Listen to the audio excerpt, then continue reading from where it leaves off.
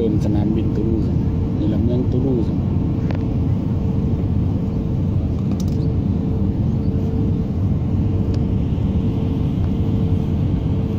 ทงของเมืองตูลูสฮอดเลยเด้อที่ฝรั่งเศสเมืองตูลูเป็นเมือ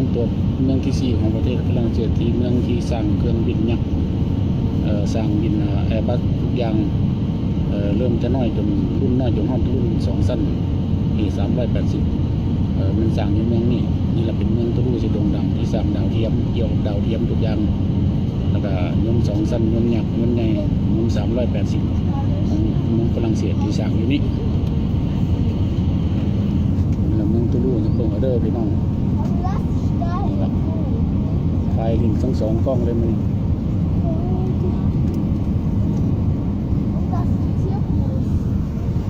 ถ่ายทั้งในน้ำแดงก็เป็นตัวนี้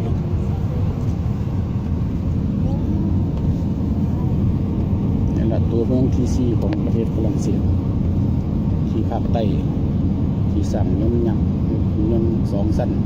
ที่ใหญ่เป็นเมืองของโลกแล้วก็สร้างดาวเทียมด้านดาวเทียมด้านแบบนี่เป็นเมืองตูลูชื่อว่าสนามบินปลายักษ์นี่แหละวันนี้ทางขี่ยนต์ตั้งแต่เมืองไทยมาฮอดเยอรมัน2ต่อจนมาถึงสนามบินเมืองตูลูเพิ่นมาเด้อพ่อแม่พี่น้องนี่ล่ะสนามบินเมืองที่4ของประเทศฝรั่งเศสที่สร้างยนต์Airbusอย่างแบบว่า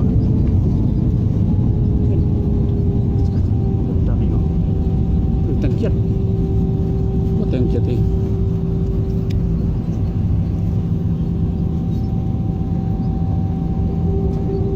ล่ะปลายยักษ์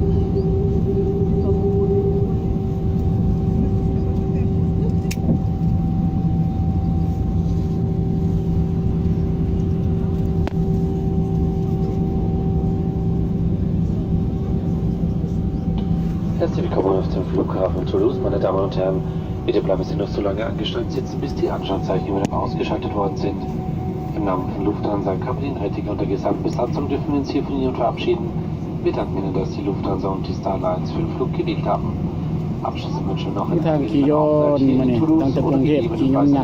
Weiterreise. Bis zum nächsten Mal. Servus, geht es Ihnen. Wenn Sie das Gerät verwöhnen, dann achten Sie darauf, dass Sie das Ausfällt und vergewissen Sie sich noch einmal, dass Sie keine persönlichen Gegenstände an Bord vergessen. Ladies and gentlemen, welcome to Toulouse Airport. Please remain seated with seatbelts fastened until the fasten seatbelt signs above you have been switched off. On behalf of Lufthansa Flight Captain Heitigen Team, would like to say goodbye to you. We thank you for choosing Lufthansa and the Star Alliance for your flight. Finally, we wish you a nice day in Toulouse or a safe harbor journey. Until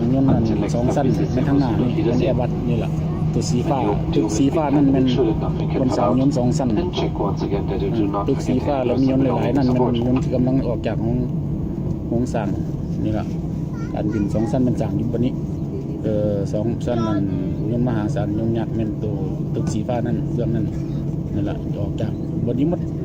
2สั้นยนต์นั้น A380 ที่สร้าง